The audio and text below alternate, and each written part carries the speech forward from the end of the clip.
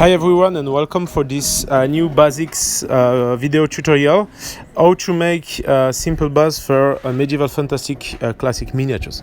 Donc bienvenue à tous pour cette vidéo basique sur comment faire des socles un peu classiques pour des figurines un peu médiéval fantastique à base de sable, de liège et de socles en plastique. Donc place à la vidéo.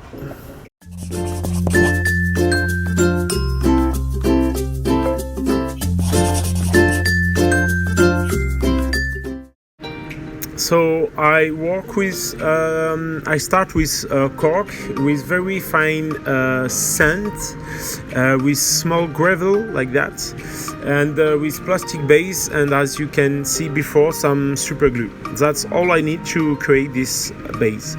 Just to beginning, I put this cork on some base. Donc pour commencer, il faut savoir que je m'équipe de liège fin de différentes épaisseurs, de sable très fin, de petits gravats, de socles en plastique et de super glue. Ensuite, je vais positionner un petit peu de façon aléatoire mes différentes couches et épaisseurs de liège que je vais ensuite lier avec du sable et des petits gravats. So now I am going to put my cork in first time. It's always better to put by 3 or 5 small parts. Always something different if possible. And after I put my scent to create some transition between my different elements, like the cork and after the very small gravel I put on the base. The sand is here to be the cement to create the transition between the different elements. Donc ensuite, je vais poser finalement mes différents éléments. Il faut savoir vraiment que ce sable, ça va être le ciment, ça va être le lien et aussi c'est ce qui va me permettre de créer des transitions entre mes différents éléments de sorte à vraiment avoir un socle très clean, très régulier et le plus joli possible. Je vais reproduire un petit peu les mêmes choses, mais sur chaque différent socle, je vais avoir finalement des positionnements différents. I make the same steps, but on every different base I have, I'm going to create a different way of position of every little thing. So all of my base will be unique. The same kind of effect can be done with some slate stone. The effect will be a little bit similar, but it's always cool to change your material between different base you can do. Donc on peut faire exactement la même chose avec de la pierre de type ardoise du coup qui se trouve assez facilement et ça va permettre de varier un petit peu les plaisirs et les types de produits et les types de rendus que vont avoir nos différents socles. When everything of that is done, I'm going to put with some blue tack all my base on a simple board and I am going to prime that in black. Donc une fois que tout ça est fait, tout simplement je vais patafixer tout ça sur une planche et ensuite je vais les sous-coucher dans un premier temps de noir et dans un deuxième temps tout simplement avec une bombe de sous-couche verte. So in the second time I'm going to put some green primer to start to create my first color on the base.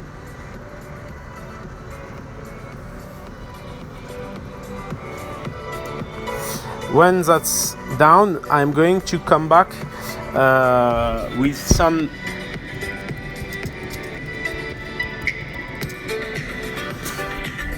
filling plaster to be sure so that my cork looks like stone. It's very important when you use cork to make this step because if you not make that, it will be more easy to see that's not stone at hand but cork. So it's very important. Donc je reviens avec un peu d'enduit de rebouchage pour tout simplement passer sur le liège, et il va être très important de faire cette étape de rebouchage et ensuite qui va s'ensuivre une étape de ponçage léger, de sorte à ce qu'on ne reconnaisse pas le liège et qu'on reconnaisse bien par contre une pierre en fin de course. Donc évidemment ces étapes sont un peu longues et laborieuses, mais elles sont assez cruciales. So after that's done, I'm going to wait that's going to be dry, and I'm going to sand these parts to have something very clear, very smooth. That will be more easy to create an stone effect after that.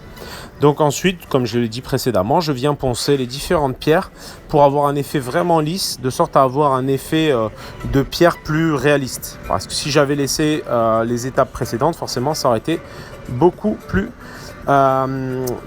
poreux. Now I start the paint just by make some green wash on all the base. That's going to create a deeper effect with my green part. Donc ensuite je viens avec une encre verte, tout simplement pour créer plus de contraste dans mes zones qui seront des zones d'herbe par la suite. And now I'm going to put my basic color on all my stone parts. This basic color is simply some uniform gray from Army Painter. Donc maintenant je vais passer mes couches de base sur toutes les zones qui seront des zones de pierre. Donc cette couche de base c'est simplement de l'uniforme gray de chez Army Painter. Le but est d'avoir une couche bien uniforme, bien nette, et une base qui pourra être éclaircie et assombrie. At this moment the most important is to have a very uniform and clean base to be sure we can put some shadow on it and some lightning.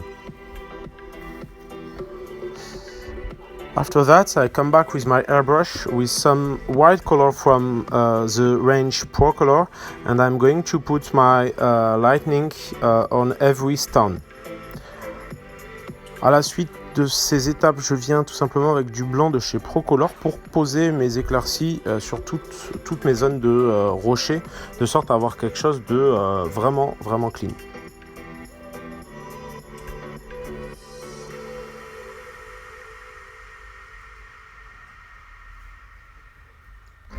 Don't hesitate to make this in the different steps.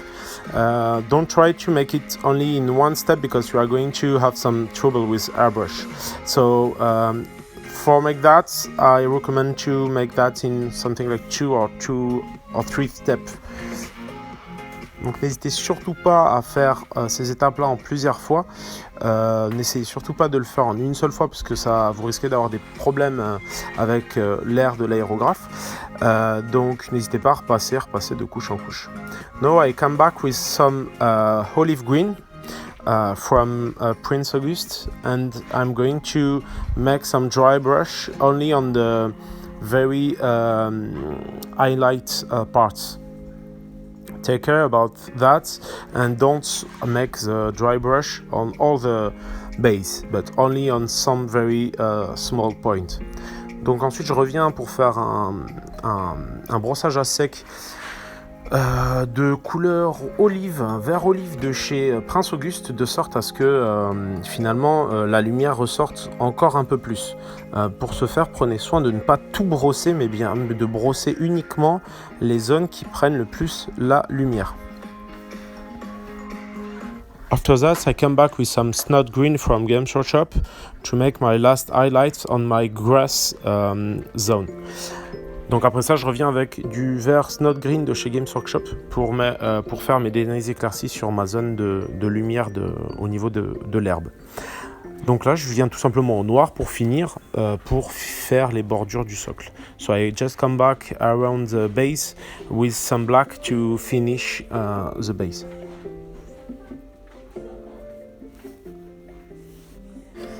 Now I come back with some ivory color and I push my highlights on all my stone surfaces. Donc maintenant je reviens avec de la couleur ivoire tout simplement pour éclaircir et finir de poser mes touches de lumière sur toutes mes zones de rochers qui sont sur le socle.